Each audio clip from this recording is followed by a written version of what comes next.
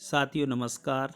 आपका हमारे Facebook physics Y थापक sir में फिर से स्वागत है। देखिए साथियों, पूर्व मुख्यमंत्री श्री शिवराज सिंह चौहान जी द्वारा महापंचायत में जो घोषणाएं की थी और जो सभी को ज्ञात है क्या घोषणाएं हुई थी, यानी और उसमें श्री मुख्यमंत्री जी का फ़ोटो लगा था और श्री प्रधानमंत्री जी का भी फ़ोटो लगा था।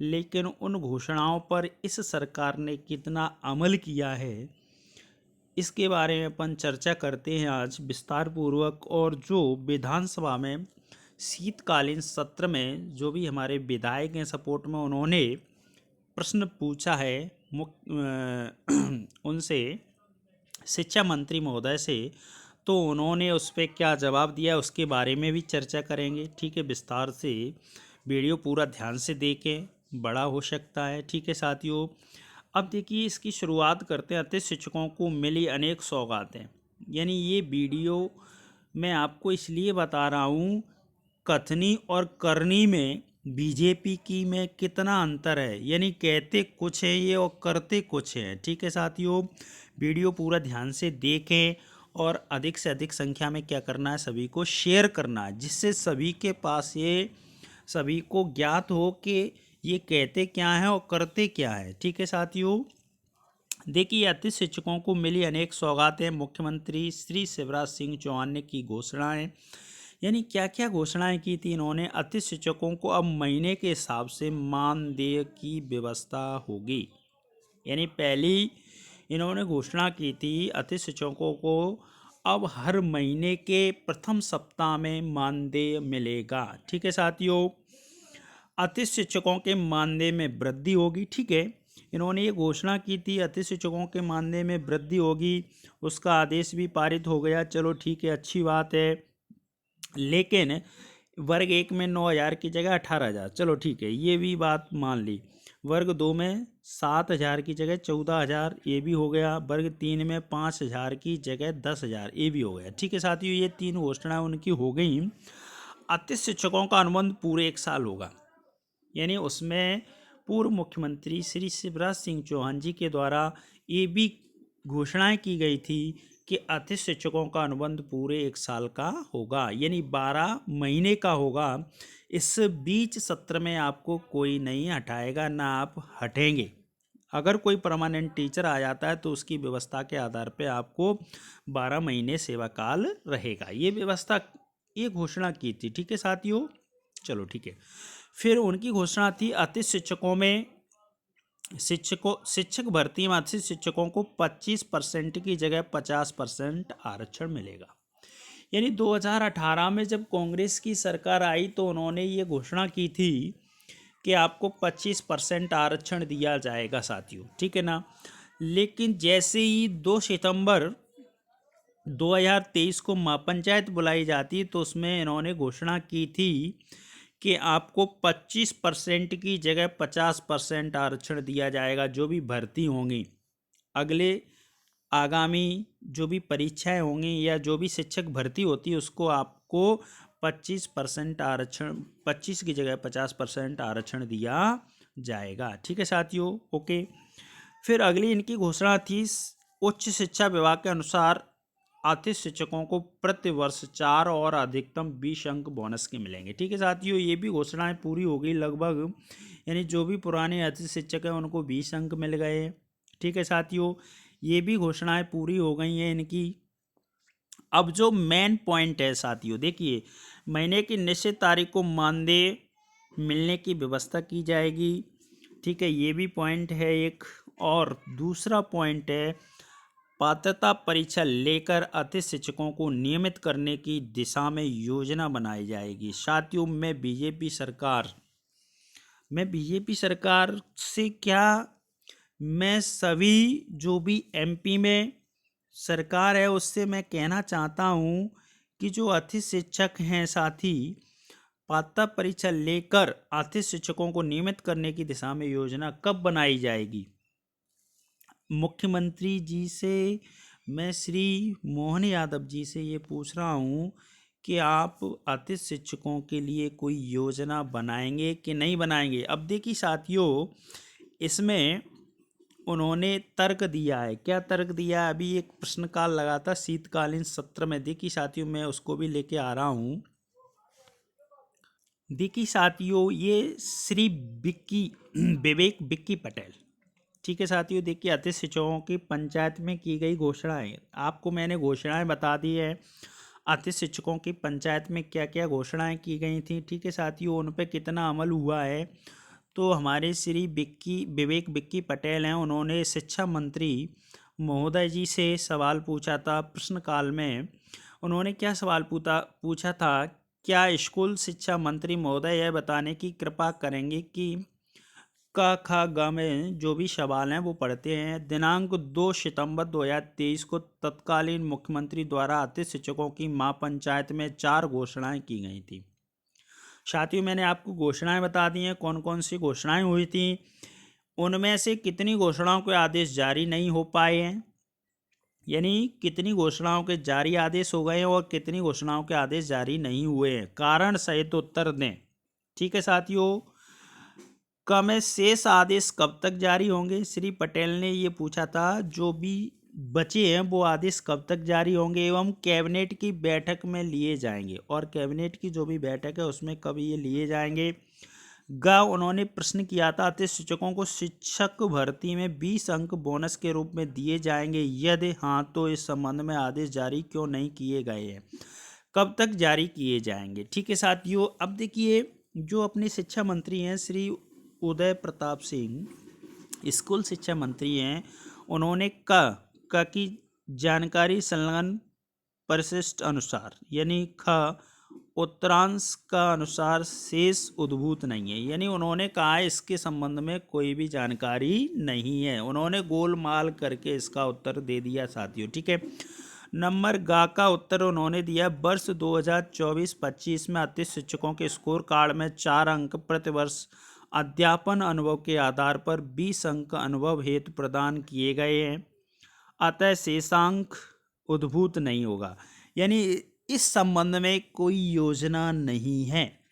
ठीक है साथियों, न कोई कैबिनेट मीटिंग होगी इसके लिए, न इसमें कोई भी जानकारी इन्फॉर्मेशन नहीं है। भर्ती नियमों में अतिथि शिक्षकों को बोनस अंक देने का कोई प्रावधान नहीं है। देखिए साथियों, उन्होंने कहा है भर्ती नियमों में अतिथि शिक्षकों को कोई बोनस अंक नहीं दिए जाएंगे। ठीक है साथियों, देखिए मैं जो भी सरकार है उसकी मंशा आप सभी अतिथि शिक्षकों को बताना चाहता हूँ। जो भी अतिथि शिक्षक भाई हैं वो अपना समय बर्बाद न करें। ये सरकार आपको कभी भी परमानेंट नहीं करेगी, न कोई परीक्षा लेगी, न कोई नियम कानून है, इनके अंदर कुछ नहीं है। ठीक है साथियों, अब देखिए मैं एक और बात बताना चाहता हूँ। राजेश कुमार वर्मा जी हैं जो विधायक हैं वर्तमान, उन्होंने प्रश्न पूछा था क्या स्कूल शिक्षा मंत्री महोदय यह बताने की कृपा करेंगे क ख ग में इन्होंने पूछा है,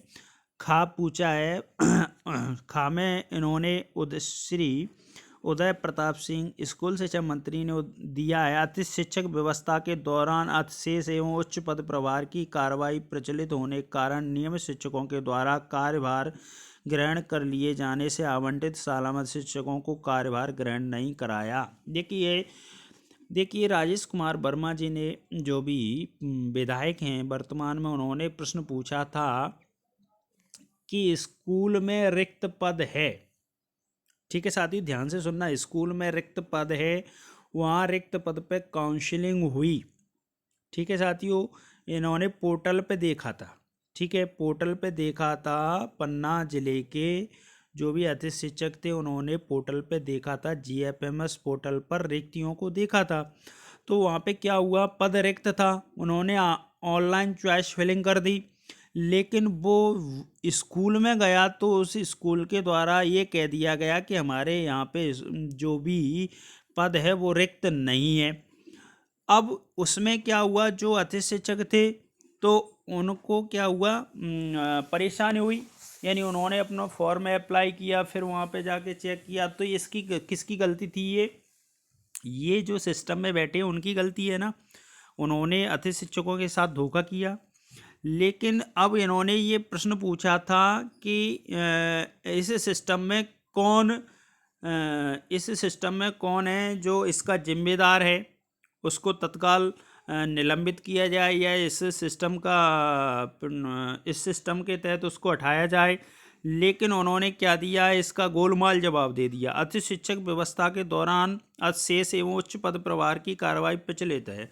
यानी इन्होंने क्या जवाब दिया है कि अति शिक्षक के व्यवस्था के दौरान अतिशेष यानी और उच्च पद प्रभार से वो जगह भर गई। अब ये बताओ, जब जगह भर गई तो किसकी जिम्मेदारी थी? उस जगह का जो जगह भर गई है उसको शो नहीं करने की किसकी जिम्मेदारी थी? जो GFMS पोर्टल पे अधिकारी हैं उनकी जिम्मेदारी थी। लेकिन उन्होंने इसका जवाब क्या दे दिया? गोलमाल दे दिया। तो इसमें जो सरकार है अति शिक्षकों के हित में कोई निर्णय नहीं लेना चाहती और जो भी है वो गोलमाल जवाब देती है साथियों। इसलिए मैं कहना चाहता हूँ कि ज़्यादा से ज़्यादा संख्या में इस वीडियो को शेयर करें।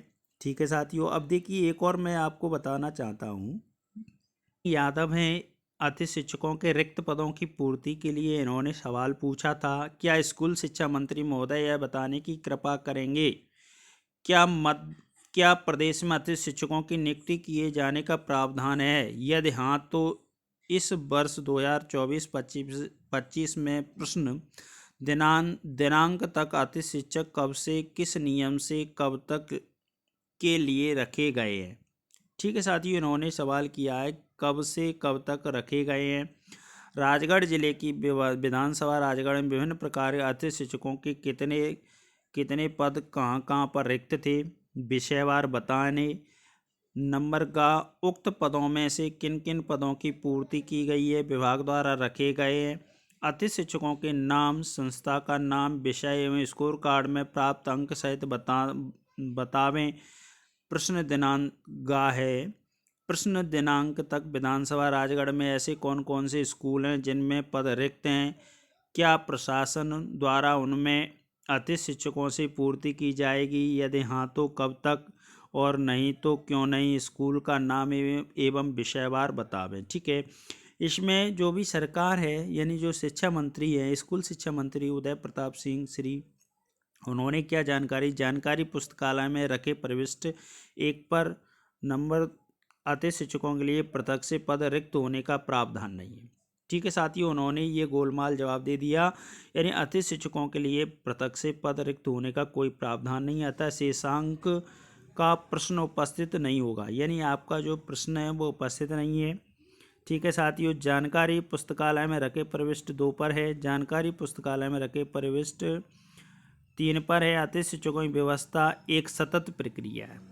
ठीक है साथियों, अतिथि शिक्षक की जो प्रक्रिया है वो क्या है? एक सतत यानी कंटिन्यूअस चलती रहती है। कब भी कोई भी आ सकता है, कोई भी जा सकता है, उसमें कोई बाधा नहीं होगी। ठीक है साथियों, इनका गोलमाल जवाब। जो शिक्षकों के स्थानांतरण VRS सेवानिवृत्ति, मृत्यु, CCL, लंबे चिकित्सक अवकाश, अर्जित अवकाश एवं अन्य कारण जिससे अध्यापन कार्य प्रभावित न हो, इस हेतु अतिथि शिक्षकों की व्यवस्था की जाती है। अतः शेषांक का प्रश्न उपस्थित नहीं होता है। ठीक है साथियों, इन्होंने ये जवाब दे दिया। अब देखिए एक और आपको बताते हैं साथियों। देखिए साथियों, पूर्व मुख्यमंत्री जी कहते हैं आपके योगदान को कभी भुलाया नहीं जा सकता है।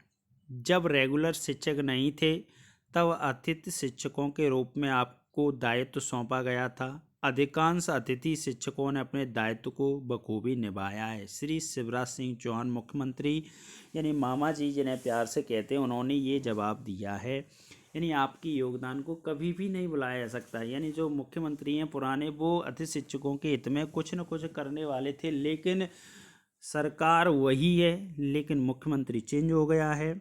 ठीक है साथियों, अब देखिए एक और आपको बताते हैं साथियों। इस शिवराज सिंह चौहान मामा जी क्या कहते हैं? मैं गुरुजी की तरह एक योजना बनाऊंगा जिसमें पात्रता परीक्षा लेकर भी हम अतिथि शिक्षकों को नियमित करने की दिशा में आगे बढ़ेंगे। ठीक है। जो भी पूर्व मुख्यमंत्री थे उन्होंने कुछ अतिथि शिक्षक साथी थे, उनको आंदोलन के आधार पर या महापंचायत बुलाने के आधार पर कुछ उनके मन में मनसा थी कि अतिथि शिक्षक हमारे ही परिवार के हैं, हमारे ही विभाग में काम कर रहे हैं, स्कूल शिक्षक में, मैं उनके लिए एक योजना बनाऊंगा। क्या है, जो नियम है वो एकदम नहीं बनते, कैबिनेट मीटिंग होती है या जो भी नियम है उसके तहत आपको मैं नियमित करने का एक प्रावधान बनाऊंगा। लेकिन जो स्कूल शिक्षा मंत्री महोदय हैं उनके आधार पर कोई नियम नहीं है। ठीक है साथियों, आप अतिथि शिक्षक हैं, अच्छी बात है, लेकिन अभी जो भी वैकेंसी आती हैं उसमें अपनी तैयारी करें, अपना समय बर्बाद न करें। ठीक है साथियों, मैं यही कहना चाहता हूँ सभी अतिथि शिक्षकों से। ठीक है, अगर आपको ये वीडियो अच्छा लगे तो ज़्यादा से ज़्यादा संख्या में क्या करें, शेयर करें। Okay, thank you.